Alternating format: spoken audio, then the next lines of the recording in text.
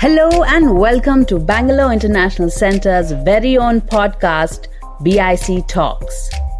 Bangalore International Centre is a platform for informed conversations, exchange of ideas, and a space for arts and culture.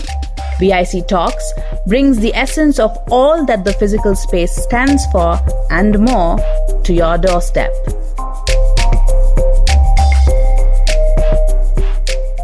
A pastoral way of life feels outmoded in our modern sensibilities. The idea of herding goats or camels or buffaloes, following pasture and water over hundreds of kilometers year on year. For us privileged city dwellers, it feels like a mode of life that belonged to our human ancestors or predecessors. Vasant Saberwal from the Center for Pastoralism is here to append these ideas on their head. He joins us to tell us about how millions of Indians live pastoral lives in the 21st century and how they form an integral part of Indian society and economy. Vasant, welcome to BIC Talks. It's a pleasure, Pavan. Anchoring the conversation today is Aarati Halbe.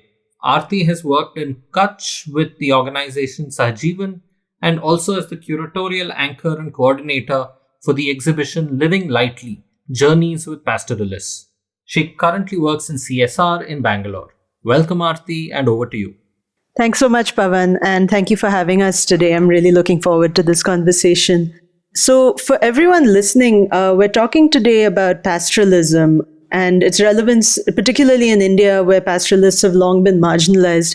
And pastoralists keep livestock, they're often on the move, they're grazing their herds as they go. And for our listeners, perhaps your only encounter with a pastoralist has to be a seen herder along a highway, either grazing by the side, maybe they're on the move with a large herd of sheep or goats, maybe cows or buffaloes, maybe even camels. And many of us in urban areas have limited contact with them. We have limited understanding. While in fact, there are about 35 million people in India who belong to pastoralist communities. So to get us started, Vasant, you've been working with pastoralists for many years now, and you lead an organization called the Center for Pastoralism. So let's start here. Why are we talking about pastoralism now?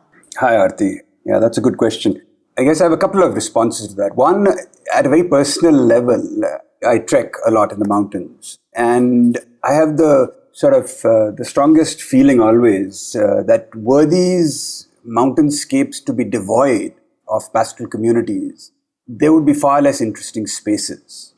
And I suspect that is the case for folks who spend more time in deserts, on the Deccan Plateau. There are large empty grasslands, or they're not empty, they're grazed by pastoral communities. And I think their presence in some fundamental ways sort of defines these landscapes. And they're very large parts of the Indian landscape. And I think for that simple reason, at a very personal level, for many people who work with pastoral communities, there is this huge attraction to working with them. At a more material sort of level, why are pastoral communities important in this day and age, you might ask? Certainly for the longest period, maybe a couple of 100 years, society, governments have seen pastoralism as an outmoded way of life.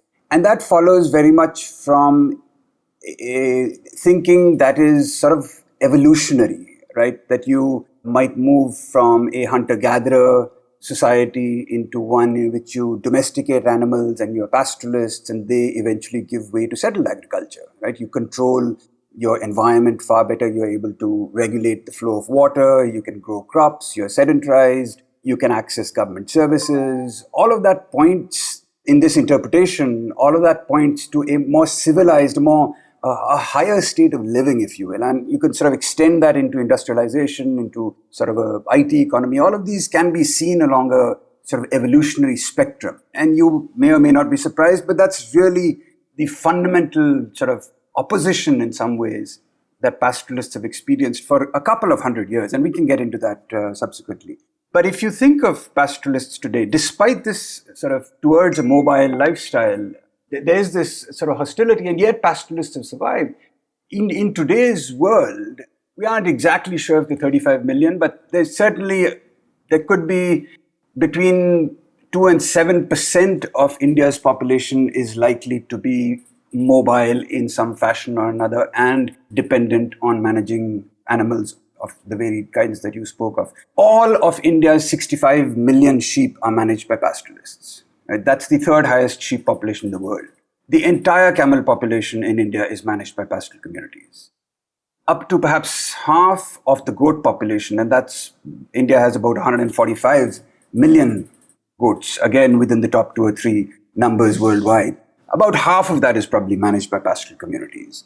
If you think of the dairies within India, close to 20% of animals stocked in dairies have been bred by pastoral population. So you need to now start thinking of pastoralists as rational breeders. These are communities, to sort of use a phrase coined by Ilse Rolfsson, these are your keepers of genes. Right? These are communities, because they live in difficult environments, often water-scarce environments, they have bred hardy animals that are capable of dealing with environmental stress. And you can think of all the big breeds in India, the Rathi, the Tharparkar, the Gir, the Sahiwal.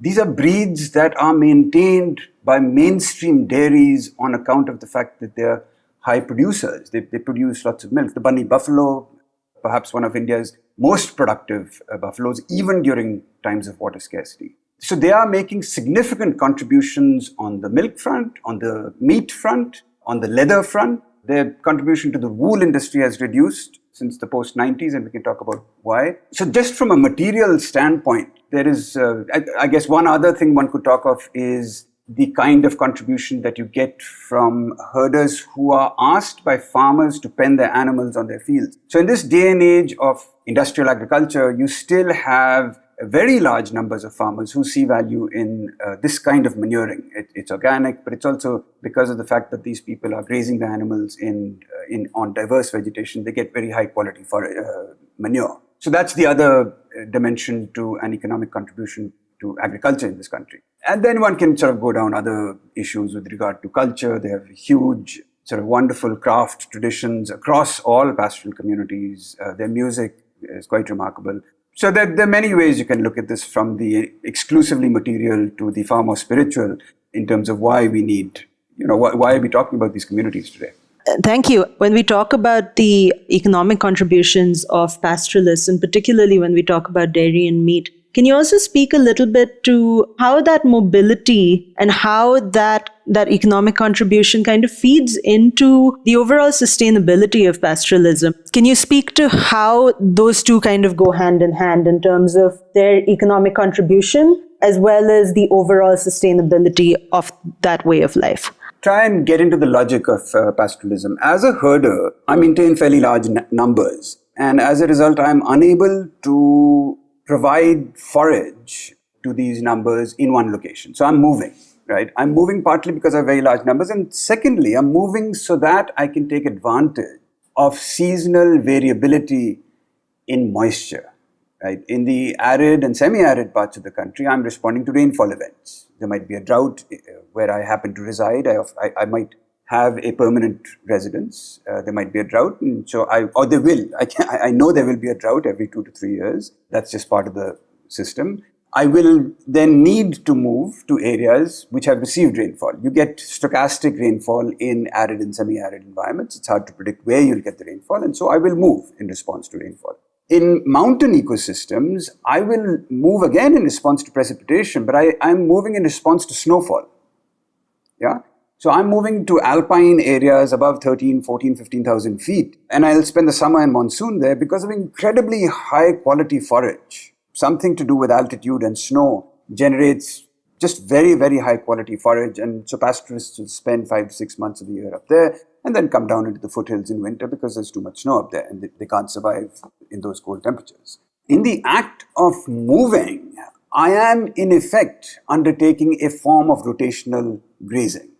Right? I'm not staying in one place for long enough to overgraze that landscape. Oftentimes, because of the ways in which pastoral communities regulate access to these landscapes, there's internal regulation. Individual herders will maintain a set of numbers that they feel will be able to graze a particular landscape without causing environmental damage in those landscapes. So I'll talk of Himachal Pradesh as an example. Individual herders have access to specified landscapes that use is inherited from father to son. And so I know upfront the specific land that I will graze each summer and each winter. And I will tailor my animal numbers to that landscape. Right? Because I'm coming back again and again and again. It doesn't make sense for me to be overgrazing that land. So if a specific herder in Himachal has access to a specific landscape, then there's only going to be a limited number of herders that are going into those spaces, and other herders might have different routes. That's correct. However, there is flexibility inherent in the system such that, and this isn't necessarily true of the entire country, but within Himachal Pradesh, for example, if I have grown my herd to a point where I cannot accommodate my entire herd on that particular land without doing it damage, I might exchange rights with somebody else who doesn't need the amount of land that person has access to. Right? I might split my herd such that half of them go with somebody else, they go with the brother who rents land from a different herder who may have stopped herding, but still has the rights to those lands. Right? So there's enormous flexibility within these systems that are geared to accommodating this kind of mobility. And I think that's one of the hardest things for folks who aren't connected with pastoralism, to get a sense of that flexibility that is necessarily a part of these mobile communities.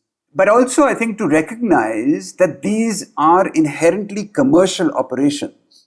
Yeah, and I think that's an important element to keep a hold of for a couple of reasons. When you think of commercial operations, as a herder, you're not just managing animals for the sake of dung, for example. You are managing animals because you want them to put on weight at as fast a rate as possible, but to do so in a way that you can sustain over many years. And that is the definition of sustainability. So you will manage your herd and the lands that they are grazing in a way that will allow you to maximize economic return, but to be able to sustain that return over time. So in that sense, oftentimes the narrative you hear from, say, officials within the forest department, for example, is that these are largely irrational communities, individuals who simply accumulate animals and then are wandering around the countryside, grazing their animals on whatever vegetation they find. And every element of that narrative is both unfounded but also patently irrational. Right? These are completely rational economic communities who have been part of market systems forever. Nobody is going to breed 200 sheep unless they're able to market those sheep, unless there is a market for the meat or the wool.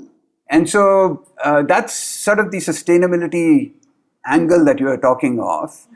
Sorry, I was just going to add that I see so many parallels because obviously you're talking about Himachal, but from my experience in Kutch, I recall there's two things I wanted to just kind of bring up as kind of parallels to what you were saying. One is that in the bunny grasslands, a lot of herders would say that, buffaloes and cows can graze the bunny grassland, but we don't typically allow too many sheep and goats in here.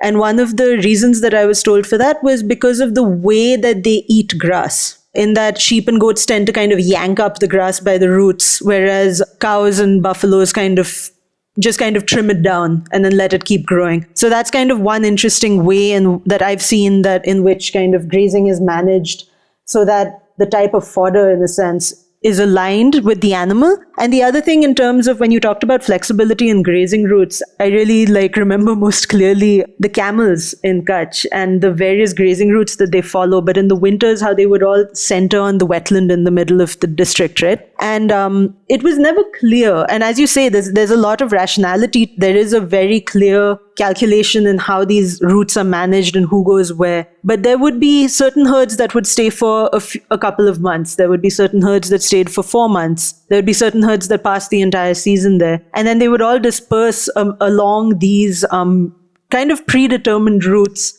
where maybe the logic is only known to them in terms of timing and destination. It's an interesting exercise in looking not only at traditional grazing routes, but also, and this is getting a little bit into cultural knowledge, but immunity, right? Like which plants are you looking for in which season, and therefore which way are you going to go? Herders are intimately familiar with the sort of micro elements of their landscapes. right? And they have names for individual plants. They'll make very fine distinctions between what to you and me might look like, broadly similar vegetation. They might make quite fine distinctions over there. But, just in terms of sort of this notion of knowledge that comes into being as you manage animals, a herder who has both goats and sheep will often separate those herds, and the goats will graze in a particular kind of forest and sheep will graze in a different kind of vegetation. But it is reflective, I think, of a deep awareness of the landscape and its elements that you are functioning in. I don't think it's straightforward for someone to assume that grazing animals in this fashion is intuitive or something that can be taken on lightly. These are difficult, these are challenging livelihoods, both from a physical standpoint, of course, but also just from your need to have a sense of what is poisonous, what is digestible. In the bunny itself, you'll recall that with the advent of prosopis, this weed species, the Cankerage cow, which used to be grazed by pastoralists, reduced dramatically because it can't eat the pods of the prosopis juliflora, that species. Buffaloes, on the other hand, can stomach that. And so the proportion of buffalo maintained by these bunny herders has shot up as a result. But again, it reflects, it sort of points to the kind of intensity with which households understand the landscape and tailor their sort of the needs of their herds or the composition of their herds. They tailor that. They're constantly tailoring that to the environment that they inhabit. So I just wanted to sort of come back also to your issue of sort of environmental sustainability and the issue of, I guess, livelihoods, and sort of link that to your first question about why pastoralism today. And if you think of herders who are managing animals, there is always appreciation of capital in herding communities. The size of your herd will grow unless you're struck by misfortune, which could be climatic. There could be a snowstorm up at high altitude, for example, and you could lose lots of animals. There could be disease, and disease, if it does strike an individual in a herd, is likely to spread through the entire herd rapidly. So you can have quite high losses. But as a matter of course, the assumption is that you will see significant appreciation in the numbers of animals that you own. This is simply not going to happen in landed communities. The size of your land does not grow, right? Every year, if you own a certain acreage of land, you can grow a fixed quantum of cotton or wheat or whatever you're growing. And its variability with regard to the quantum that you produce is a function of how you irrigate it, maybe the kind of fertilizer you use, maybe the quality of seed that you use. But there is a boundary within which you are going to be able to grow crops. There is a far greater flexibility with regard to the numbers of animals you can grow your herd to. So you can be, for example, you might be hired help working with a herd owner, and in parts of the country, the herd owner will give you upfront for, say, a 4-year contract, the guy will give you, say, 40 animals. In lieu of any monetary compensation, you're getting 40 animals and you're getting your food and so on. So for 4 years, you're there, but your animals will grow at the same pace as the herder's animal, right? If there's disease, both will be equally affected. And at the end of 4 years, you could easily have 100 animals. You could strike off on your own. You'd have to rent land that you can graze, but there's always flux within the community, so there are always lands that open up or close down and so on, right? You cannot imagine a similar scenario within an agricultural community. No labor is going to come on board and at the end of 4 years have as much land as the landowner. That's just not there, right? So there is built into pastoralism is this notion of potential upward mobility. Linked to that and linked to the fact that these are productive animals, these are not animals being grazed by irrational human beings, coming back to the standard narrative, is the fact that it is actually quite remunerative. It is profitable to manage animals because meat is expensive. In earlier days, there used to be huge demand for draft animals from agricultural communities who needed bullocks. There's huge demand for milking animals from dairies. So there are large, vibrant markets that generate substantial profits for herding communities in good years. There are bad years where you where you certainly won't be making money. And I think at a time when there is distress in rural India in general, and a couple of years ago, there was a lot of writing in the press about farmer suicides, about levels of debt incurred in agrarian communities because people are sinking tube wells and there's a whole sort of capital intensity to industrial agriculture. You certainly aren't hearing of that kind of pastoral suicides is unheard of from an economic standpoint. There might be other reasons.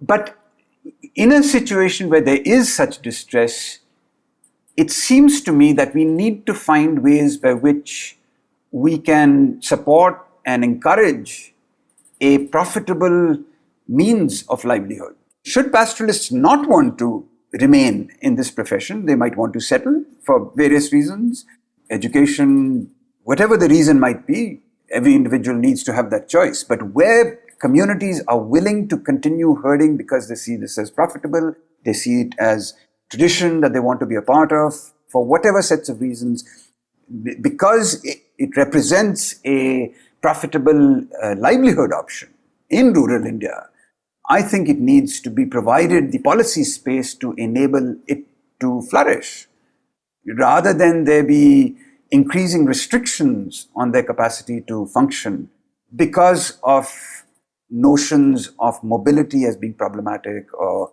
notions of being on the move with animals being somehow an earlier life form. You need to sedentarize. All of that stuff serves to, in some ways, pressurize pastoral communities to settle. And I think that's a problem. If I can just jump in, because I think you're kind of bringing in a really interesting question of policy and that question of land. Because like you were saying, this kind of appreciation of capital, this kind of upward mobility, it doesn't necessarily apply to landed communities. And you said there's always a boundary. And I think that idea of boundaries, when we start to talk about pastoralists and their ability to access adequate grazing, is really fundamental, right, to the ability to support and encourage that means of livelihood. They must have access to land. And so can you also speak a little bit about that kind of grazing access? We talked a bit about traditional routes, and how often is their right to graze that land recognized outside of the community? How can we actually create an environment in which pastoralism is encouraged and is supported and allowed to flourish? That's sort of the million-dollar question. Let me just sort of historicize this whole issue of access to land. If you go back to a colonial state back in the 1850s, the state saw, and society in general, saw the use of private property as being far more productive than the use of the same property if it was managed by a community. The logic being that if I own private property, then I have an incentive to manage that land, to invest time and energy in flattening it, in bounding it. In today's world, I would be willing to put money into it by way of fertilizers and bring in tractors and so on. And all of this would lead to higher levels of productivity.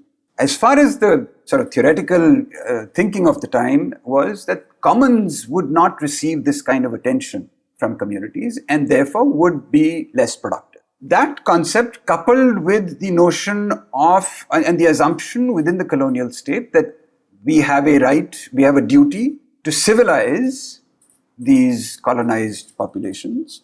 And by civilize, the implicit or the explicit assumption, of course, was that they need to settle. If they are settled, we can provide them services. They will gradually move from managing animals on the move to managing and tending agriculture. All of this is in the direction that we wish these communities to move towards. And so there was a lot of work in the Punjab, for example. There were things called the canal colonies, and canal and water was basically transported into this huge landscape that was thus far used by pastoral communities. All of the Punjab was pastoral, or used by pastoral communities. And by virtue of bringing water into these landscapes, the state managed to settle all of Punjab and convert it into an agricultural community. Much the same happened in parts of Rajasthan. You hear of this in parts of Himachal. So there was enormous both pressure to sedentarize, but also incentives were provided by way of land grants and so on. Some of the pressure, by the way, came by way of criminalizing these tribes. So a lot of pastoral, a lot of mobile communities were defined as criminal and subject to sort of rule of law and so on. You go from that pressure to a state where the forest department begins to take over large parts of the land and to manage it from the perspective of growing timber for the colonial state. And once again, the presence of herders in these landscapes represented an economic threat to the colonial state, in that it's very hard to both grow goats and trees in the same landscape. Crows will eat up tree seedlings, right? And so you move from that to sort of, if you take a quick jump to the 1970s and 80s, you now have a state where there is a huge interest in conserving biological diversity. And again, domestic herds are seen as a problem. They are competing with wild animals. They are representing a threat with regard to disease that can be transmitted to wild animals. And so there is a long and unbroken thread of an attempt by the state to get these communities to settle. And much of that is that notion that these communities need to settle also comes from within society, who will talk of them as in the most derogatory language. I've heard people say, "Arey nahate nahi hai ye log, sab chori karte rehte hain, yahan pe ek din, wahan pe dusra din." You know, I talked to my mother and she wonders, why am I working with pastoralists? It's deep rooted, this notion that this is iska time nikal gaya. And even herders will now tell you, they've internalized this notion that time nikal gaya iska, right? Within that context, you now have a situation where there are increasing restrictions that are more effectively implemented by the forest department in restricting herders' access to areas under the forest department's control. Some of these are wildlife sanctuaries, some are national parks, some are just protected forests, but the entire landscape that is managed by the forest department, and that constitutes 21% of India, right? They are the biggest landlords in this country. There is an increasing attempt to keep herders out. A second dimension to the difficulty of accessing forage has come from the fact that there is far greater use of chemical fertilizer today than, say, 30 years ago. And when you couple that with the availability of assured water through tube wells or canal irrigation, a greater and greater part of the landscape is now coming under double and triple cultivation. So if you had in the past cultivation only during the monsoon and then your lands were fallow for the next season, herders could come through, they'd graze the stubble, they would provide you fertilizer, they'd graze in the village commons, so they would be able to divvy up their time spent under different landscapes and under different sort of lands that are under different ownership regimes. Private land, common land, forest department land, roadsides, dried up canal beds, river beds, and so on.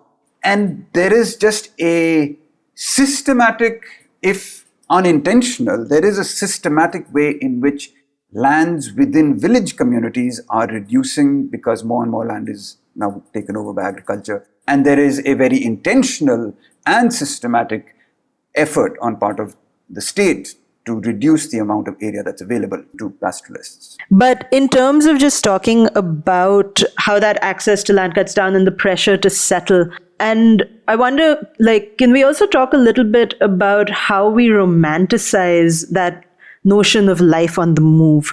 Because I think a lot, and I see this in media, I think I'm guilty of it myself, in that I remember visiting a Rabari herder the day after some very, very heavy rain in Kutch.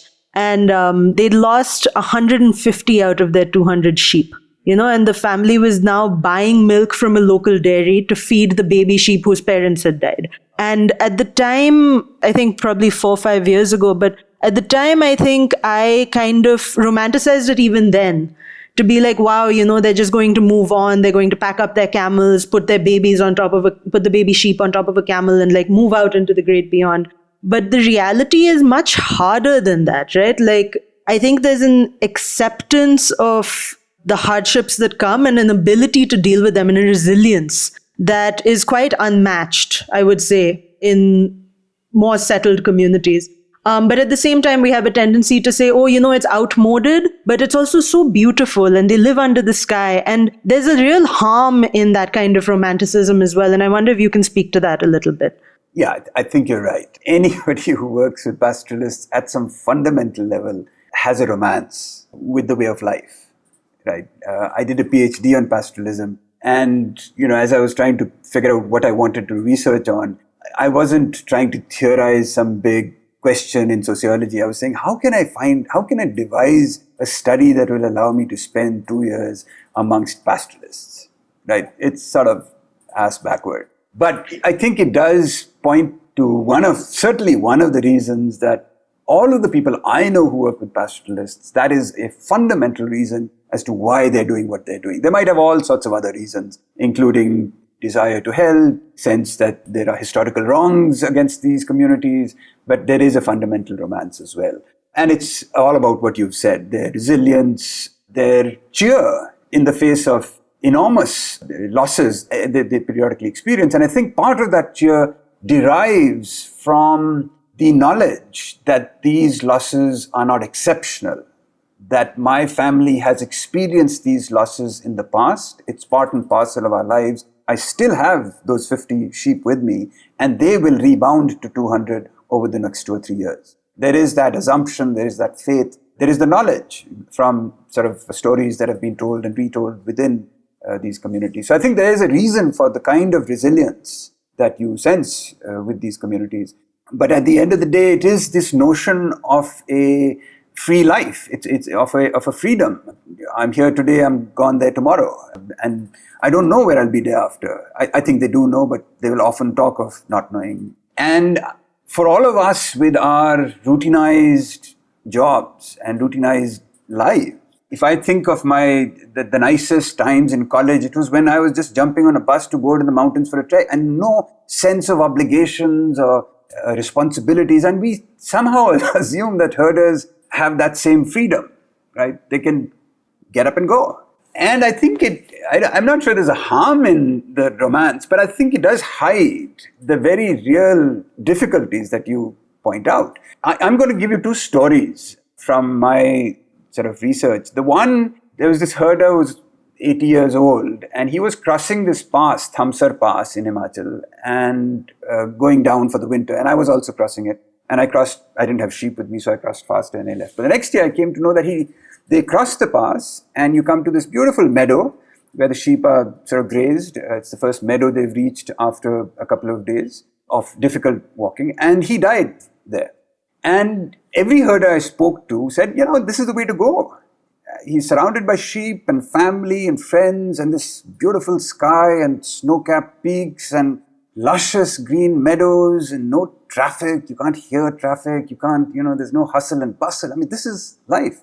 And I said, great. It sounded right. And then I ran into this other guy who said, मैं बर्तन मंजवा लूंगा अपने बेटे से, ये काम नहीं करवाऊंगा.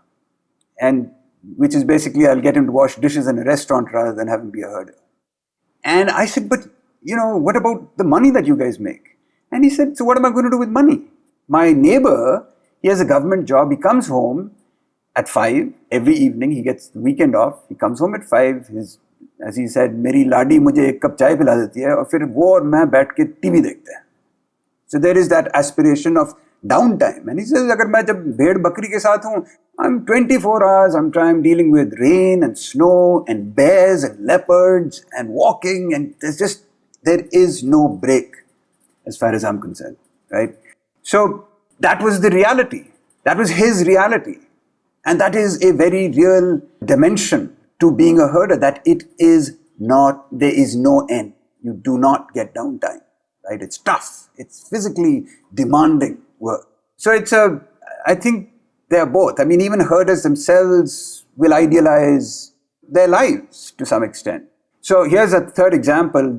We work with herders in Kutch, and a number of camel herders have left because, there's nobody's buying camels any longer. And what do? When they leave their communities, they become helpers to truck drivers. And then this organization in Kutch started finding a way to sell camel milk at 50 rupees a litre. And all of a sudden, if you had 30 animals, you could bring in about 30,000 rupees a month. A number of these guys, 4 people that we know of, came back into herding, have bought animals, and are now investing in building a herd. And for them, the big thing was, as an assistant to a truck driver, there was no dignity in what I did. I was treated like crap. And so to be back in your community was just much more alluring. So you try out something else, and if you do have the option of coming back, if there are ways by which you can make a go of pastoralism, a number of people would return, is the sense you get. But at this, because of the difficulties of accessing forage, there's just very large scale sedentarization that's taking place. Yeah, it does. And I think that is what I was referring to when I said harm. Not so much that there's harm in being a bit romantic about it, because I certainly am, but also just in understanding that there is no end, and that some of them might love that, but then there is a significant number of herders who don't necessarily, right? Like, it varies. But also, I mean, with speaking about the camel herders, I also find it fascinating how some of them, there'll be one son who's a truck driver and one person who works as house help, and then there's a herd of camels on the side, kind of keeping them rooted. One of the elements that, why is it that pastoralism sustains after 200 years of being sort of sat upon and, coerced into sedentarization? How does it survive? And here's an example. In Kinnaur, in part of Himachal Pradesh, it's a big apple growing part of the country, which is it generates way more money than pastoralism. So a lot of folks have started turning to growing apples and over the past 2 or 3 decades. And there was a gradual reduction in the numbers of people maintaining herds just because they didn't have time for it. Maybe there weren't enough brothers. Himachal Pradesh, in any case, doesn't have very large families. Maybe, so there was a labor scarcity that dictated a certain degree to which herding was reducing. And we are now hearing of labor that's coming in as part of road construction and dam building in Himachal Pradesh. And this is labor coming in from Bihar, many of whom have recognized that there is a labor problem in herding. And so they are now beginning to manage herds for Kinnauri herders. And the notion that a person who is used to the flood-prone sort of flatlands of Bihar is now managing herds involving the crossing of a pass at 17,000 feet where you are slipping on snow and you're knee-deep in snow. And, it's just this huge, it takes a certain time to identify with the imagery, but it's reached a point where we're hearing of Bihari labor, ostensible labor, they're marrying locally and getting the rights to graze these landscapes. So the economic profitability and the economic rationality of being a pastoralist survives, even though the original pastoralist himself or herself has moved on into apple growing. But there is such a sort of central strength to that core notion of managing animals on the move that the practice survives, even though the original bearers of that tradition have moved on. And I think that's just incredible. That is amazing. Over how much time has this shift kind of been happening? So we are just hearing of it. This sort of actual marrying into communities, I'm sure fairly recent. But over the past 10 or 15 years, we've heard of labor from Bihar. So you get taken on because there's no other labor. You get taken on as a pohal. A pohal is labor in Himachal. And you sort of learn the trade to a point where maybe you, as I explained, you might get 40 animals that you own after 4 years. And so all of a sudden your tenure as being a pohal has ended and you have 100 animals. What do? Yeah. So yeah, I'm a herder all of a sudden. But think of the shift from being a road construction laborer to now being the owner of 100 animals. Just think of the financial mobility that has occurred in over a 4-year period. It's not like a generation, right? Yeah, that's amazing. Yeah, it's quite stark. So, Vasant, I think to kind of bring this full circle in a sense, how do we get to a space where pastoralism kind of finds greater acceptance, one, and active support, two? Yeah. And this also ties into, what the Center for Pastoralism does as a whole. But how do we get there? How do we get to that place of acceptance and integration and support? And I don't mean integration in terms of assimilation. I mean it in terms of, Yeah, I think there are a couple of things, and we've touched on some of those, right? One is access. If you don't have access to forage, pastoralism won't survive. It's very, very simple. And there are a number of efforts that are ongoing now in which civil society organizations are working with pastoral communities to work out ways by which they can leverage the Forest Rights Act to stake a claim to lands that they or their ancestors have been grazing for Technically, they need to be 75 years, 3 generations. If they can demonstrate that dependence over that period of time, then they have the law states that they have a right to continue using that land in that fashion. They can't sell the land, they can't own the land, but that right to use sort of comes into law. It's not easy to get these claims processed and accepted. Very few such claims by way. Individual property rights, the Forest Rights Act has a set of claims called individual property rights, which are where, say, a tribal household has cultivated up to 2 hectares of land, and you can stake a claim, you can demonstrate length of use, and you can get title to that land. Pastoralists are having to ask for community titles, not individual titles, and that's a much more complicated process. Partly because oftentimes you have pastoralists whose use overlaps with a settled agrarian community that is using the same grassland, right? As soon as a pastoralist comes in and wants to stake a claim, there's likely to be opposition from the community, from the settled community. But within forest lands, there should not be that kind of contestation, except from the forest department. But even so, there are a number of attempts at the moment to try and secure rights to these lands. That's one. The second obvious issue is, can you identify ways by which you can secure more profitable returns from pastoralism? And part of the reason for that is that you used to be able to derive income from the sale of wool from sheep.